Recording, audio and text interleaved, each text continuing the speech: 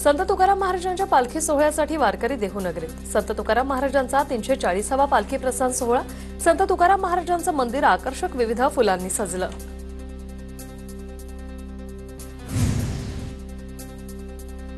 राज्याचे मुख्यमंत्री देवेंद्र फडणवीस देहूत संत तुकाराम महाराजांच्या पालखी प्रस्थान सोहळ्यात पादुकांचं दर्शन त्यांनी घेतलं। तर आमदार आणि नेत्यांसोबत लुटला फुगडी खेळण्याचा आनंद।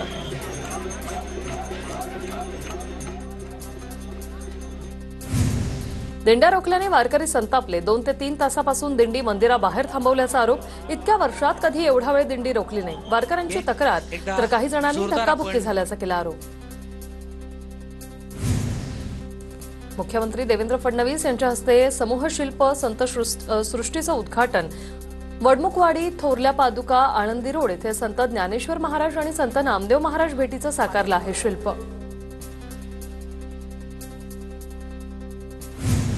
महाराष्ट्राच्या सांस्कृतिक परंपरेचं अनमोल वैभव असलेल्या आषाढी वारीच्या पुण्यातील मंगल प्रस्थान सोहळ्याला सुरुवात। उद्या संतश्रेष्ठ ज्ञानेश्वर माऊलींची पालखी आळंदीतून प्रस्थान करणार।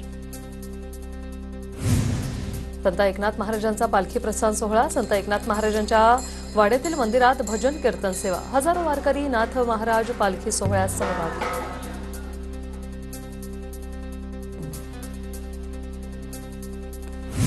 त्र्यंबकेश्वर येथून निघालेला संतश्रेष्ठ निवृत्तीनाथांचा पालखी रथ अहिल्यानगर जिल्ह्यात। हजारो वारकरी विठुनामाच्या नामस्मरणात मजल दरमजल करत पांडुरंगांच्या भक्तीत लीन। उपमुख्यमंत्री अजित पवारांकडून देहूतील भंडारा डोंगरावर मंदिराची पाहणी। पगडी आणि विणा चिपळा देऊन समितीकडून दादांचा सत्कार। पुण्यात पालखी सोहळ्यादरम्यान ड्रोन वापरास बंदी। संत तुकाराम महाराज आणि संत ज्ञानेश्वर महाराज पालखी सोहळ्याचा पार्श्वभूमीवर हा निर्णय। 20 ते 23 जून या कालावधीत ड्रोन कॅमेऱ्याच्या वापरावर बंदी।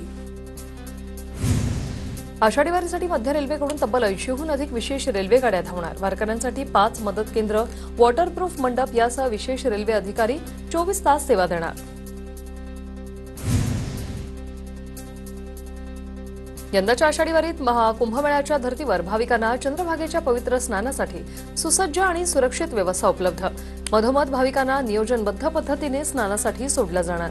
तर नदीपात्रात 10 लाईफ गाईड बोटी तैनात करण्यात येणार। अमरावती पंढरपूर सायकलवारीचं वाशिमच्या कामरगावमध्ये उत्साहात आगमन।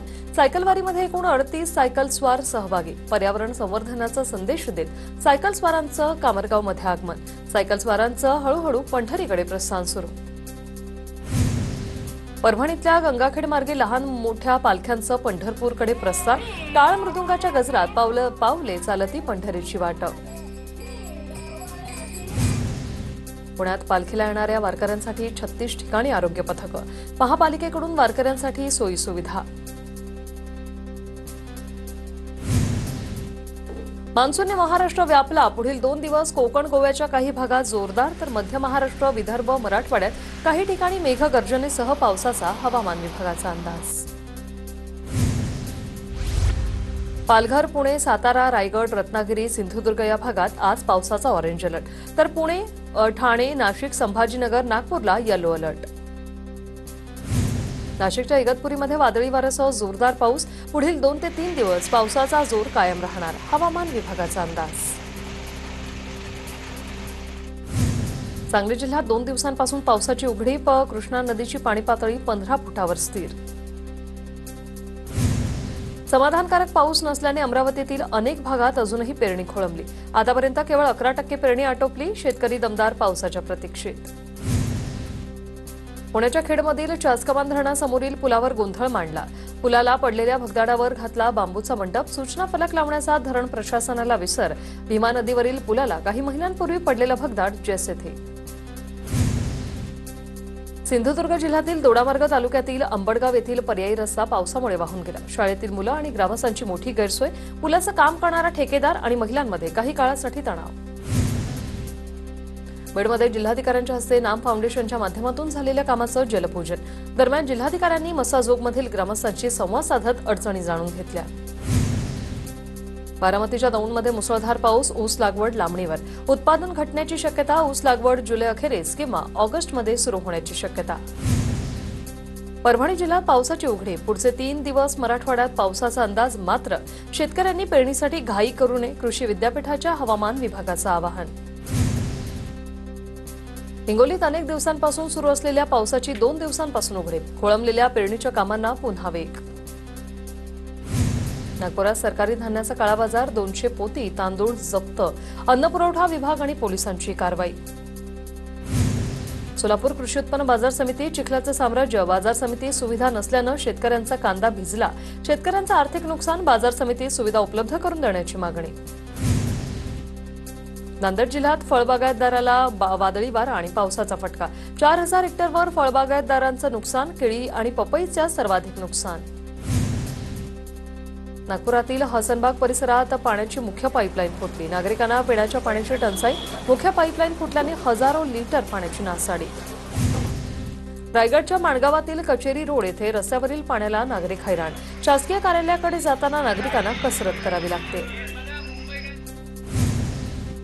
कोल्हापूर शहरालगतच्या 8 गावांसह हद्दवाढीची प्रक्रिया सुरू करा. मुख्यमंत्री देवेंद्र फडणवीस यांच्या नगरविकास विभागाला सूचना. कोल्हापूरच्या हद्दवाढी संदर्भात काल मंत्री आणि दोन्ही उपमुख्यमंत्र्यांच्या उपस्थितीत बैठक संपन्न. जळगावच्या सराफ बाजार चांदीच्या दराने पुन्हा विक्रमी उच्चांक गाठला. तब्बल 2000 उसळी घेतली. चांदी 1,11,240 रुपयांवरून दर आता 1,13,240 रुपयांवर पोहोचला. सांगलीत पवारांच्या राष्ट्रवादीकडून कार्यकर्ता मेळाव्याचं आयोजन. जयंत पाटील आणि लक्ष्मणराव ढोबळे यांच्या उपस्थितीत कार्यकर्ता मेळावा. साताऱ्यात एमआयएमचे नेते इम्तियाज जलील यांच्या पुतळ्याचे शिवसेना शिंदे गटाकडून दहन. हिंदू हृदय सम्राट बाळासाहेब ठाकरे यांच्याबद्दल बेताल वक्तव्य केल्याचा आरोप करत रणजितसिंह भोसले यांच्या नेतृत्वात आंदोलन. अमरावतीत आदिवासी बांधवांचा विभागीय आयुक्त कार्यालयावर मोर्चा. आदिवासी बांधवांकडून सरकार विरोधात घोषणाबाजी. पेसा कायदा लागू करण्याची मागणी. वाशिमच्या कुपटा प्रकल्पातील अनियमिततेविरोधात शेतकऱ्यांचं जल आंदोलन. धरणात जबरदस्तीने माती दगड भरल्याचा आरोप. मोकाट कुत्रे आणि मांजरांची नसबंदी करा. पेटा संस्थेकडून नागपुरातील संविधान चौकात जनजागृती. प्रतिकात्मक कुत्रा आणि मांजरीद्वारे जनजागृती. वाशिमच्या मालेगाव पंचायत समितीच्या गटविकास अधिकाऱ्यावर पैसे फेकल्याची घटना. घरकुल आवास योजनेचे हप्ते लवकरच मिळण्यासाठी पैशांची होत असलेल्या गैरवापरावरून सरपंचांकडून निषेध. गोंदियाच्या देवरीचे आमदार संजय पुराम यांच्याकडून स्पर्धा परीक्षा देणाऱ्या विद्यार्थ्यांसाठी सराव परीक्षेचं आयोजन. 850 विद्यार्थ्यांचा सराव परीक्षेमध्ये सहभाग.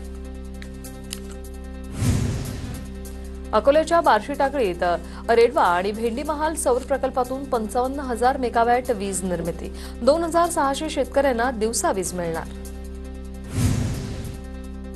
नागपूर महानगरपालिकेकडून दुसऱ्या दिवशी 92 सफाई कामगारांवर कारवाई. 1,000 रुपयांचा दंड आणि अर्ध्या दिवसाचं वेतन कपातीची कारवाई. गांधीबाग आणि लक्ष्मीनगर झोनमधील सफाई कर्मचारी पूर्वसूचना न देता गैरहजर होते. रत्नागिरीच्या दापोलीत सासरच्या त्रासाला कंटाळून विवाहितेची आत्महत्या. 4 विरोधात गुन्हा दाखल. दापोली तालुक्याच्या जालगावमधील घटना.